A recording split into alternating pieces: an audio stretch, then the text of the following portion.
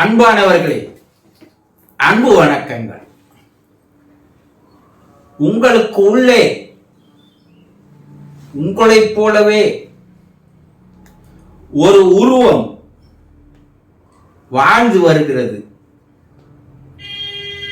அதை பற்றி ஏதாவது உங்களுக்கு தெரியுமா?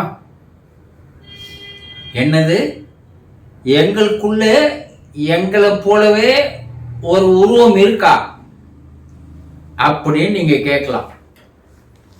ஆமாம், நீங்க பிறந்ததிலிருந்தே இந்த காலகட்டம் வரைக்கும் உங்களைப் போலவே ஒரு உருவம் உங்களுக்குள்ளேயே வாழ்ந்து வருகிறது. அது எப்படி குருஜி? முதல்ல நீங்க உங்களை பற்றி சரியாக தெரிந்து கொள்ள வேண்டும். ஆனா அதுவே பல பேருக்கு தெரியாது. நம்மளை பற்றி நாமளே தெரிஞ்சிக்காம நமக்குள் நடக்கின்ற ரகசியங்களை, அதிசயங்களை, அற்புதங்களை தெரிந்து கொள்ளாமல் வெளி உலகில் இருக்கிற எல்லாத்தையும் பார்த்து ஆச்சரியப்பட்டு கொண்டு இருக்கிறீர்கள் இல்லையா? அப்ப உங்கள் உடலை நீங்கள் தெளிவாக தெரிந்து கொள்ள வேண்டும் என்றால் நீங்க ஒரு உடம்போட வாழல. அப்ப நீங்கள் 3 உடம்பை கொண்டு வாழ்ந்து வருகிறீர்கள்.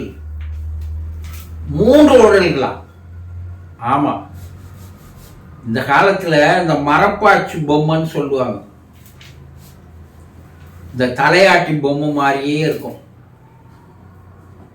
அந்த பொம்மைய பிரிச்சிங்கன்னா அதே போல ஒரு பொம்மை உள்ள இருக்கும்.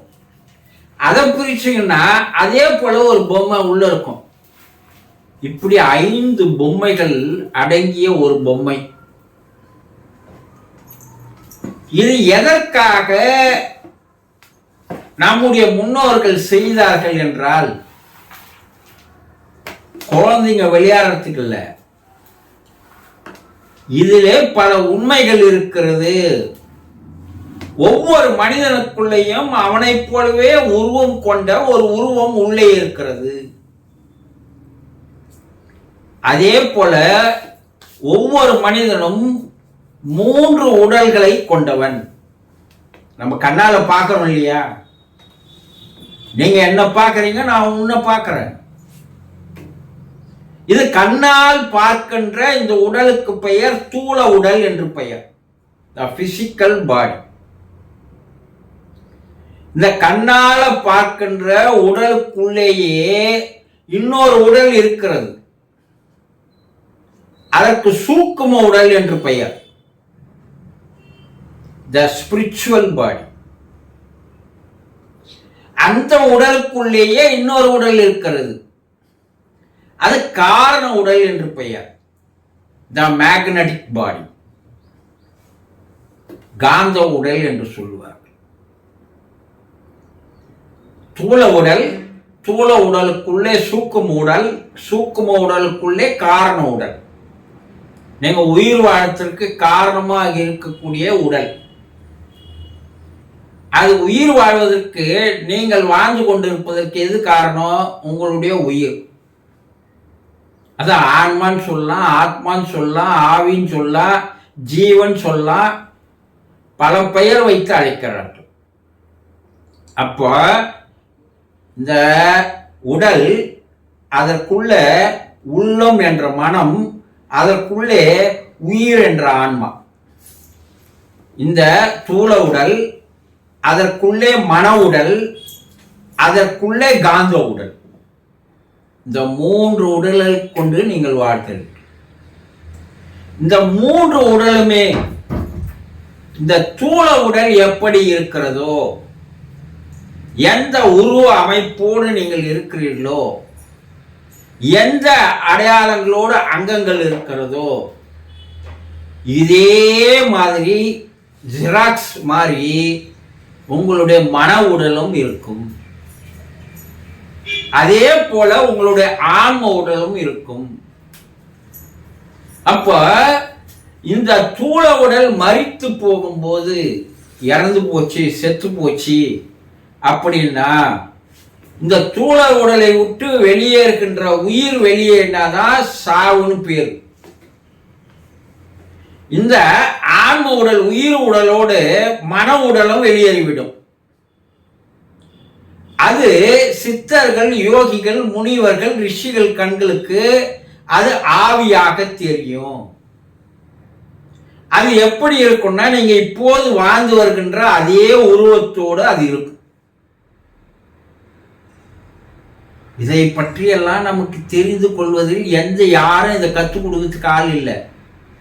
எந்த பள்ளியிலோ கல்லூரியிலோ பல்கலைக்கழகங்களோ இதையெல்லாம் கற்றுக் கொடுக்கிறதுக்கு ஆள் இல்லை. ஆனா இதை மொத்தமாக எவன் ஒருவன் தெரிந்து கொள்கிறானா அவன்தான் உண்மையான ஆன்மீகவாதி. நான் ஆன்மீகவாதி. ஆனா ஆன்மீகத்தினுடைய அர்த்தமே என்னன்னா, முதல்ல எவன் ஒருவன் தனக்குள் நடக்கின்ற, தனக்குள் இருக்கின்ற அந்த அதிசயங்களை, அற்புதங்களை, செயல்களை, மகத்துவத்தை தெரிந்து கொள்வனுக்கு பெயர் தான் ஆன்மீகவாதி. ஆன்மாவை அறிந்து கொள்பவனே ஆன்மீகவாதி. அவர் பெரிய ஆன்மீகவாதிப்பா, அவர் ஒரு பெரிய சாமியாருப்பா, இப்படி எல்லாம் சொல்றான் இல்லையா? இதெல்லாம் தெரிஞ்சுக்காதவன் சாமியாரே கிடையாது. அவன் எல்லாம் போலி சாமி, கபட சாமி, உங்களை ஏமாத்துறதுக்குன்னே இருக்கிறவன். இது எல்லாம் தெரிந்து கொண்டவன் தன்னை வேடம் விட்டு கொண்டிருக்க மாட்டான். தான் ஒரு சாமியார்னு விளம்பரப்படுத்த மாட்டான். யாருக்கும் எதையும் சொல்ல மாட்டான். அப்போ மனிதன் முதலில் படிக்க வேண்டியது, நீங்க முதல்ல படிச்சிருக்க வேண்டியது, நீ படிக்க வேண்டியது என்னன்னா இந்த ஆன்மீக கல்வி என்ற ஸ்பிரிச்சுவல் கல்வி தான். இது தெரிஞ்சா போதும், அனைத்தும் உங்களுக்கு தெரிந்துவிடும். அதனால்தான் தன்னை அறிய தனக்கு ஒரு கேடு இல்லை. நீ யாருன்னு உன்னை தெரிஞ்சுக்கிறதுக்கு உன்னை யாரும் தடுக்கிறதுக்கு ஆளே கிடையாது. தன்னை அறியாமல் தானே கெடுக்கின்றான். அவனை அறிஞ்சு கொள்ளாததுனால நீ என்னதான் ஐஏஎஸ், ஐபிஎஸ், ஐஆர்எஸ் எவ்வளவு உயர்ந்த பதவி இருந்தாலும், அது பிரதமரா, ஜனாதிபதியா, கவர்னரா எவ்வளவு பெரிய பதவி வகித்தாலும் அவனை அவன் அறிந்து கொள்ளவில்லை என்றால் அந்த பதவிக்கும் மதிப்பில்லை, அவனுக்கும் மதிப்பில்லை. அப்போ தன்னை அறியாமல் தானே கெடுக்கின்றான். தன்னை, தன் அறிவை அறிந்தபின் தன்னையே அர்ச்சிக்க தான் இருந்தானே. நீ வேற எங்கேயும் யாரையும் போய் கும்பிட வேண்டிய அவசியம் இல்லை. எந்த கோயிலுக்கு போக தேவையில்லை, எந்த கடவுளை வணங்க தேவையில்லை, எந்த பரிகாரங்கள் செய்ய தேவையில்லை, எதையும் தேவையில்லை. ஏன்னா தனக்குள்ளே ஈசன் இருக்கிறான் என்பதை எவன் ஒருவன் தெரிந்து கொண்டானோ உள்ளே இருக்கிற அந்த ஆத்மலிங்கத்தை தான் அவன் வணங்குவானே தவிர வெளியே இருக்கிற எந்த புறலிங்கத்தையும் அவன் வணங்க மாட்டான். அப்ப உங்களுக்குள்ளேயே உங்களைப் போலவே வேறு ஒருவன் இருக்கிறான். அதை மனம் என்று சொல்லலாம், ஆன்மா என்று சொல்லலாம். இதை யார் ஒருவன் தெரிந்து கொள்கிறானோ அவனே வாழ்க்கையில் வெற்றி பெற்றவனாக மாறுகிறான் என்பதை தெளிவாக தெரிந்து கொள்ளுங்கள். சந்தோஷம்.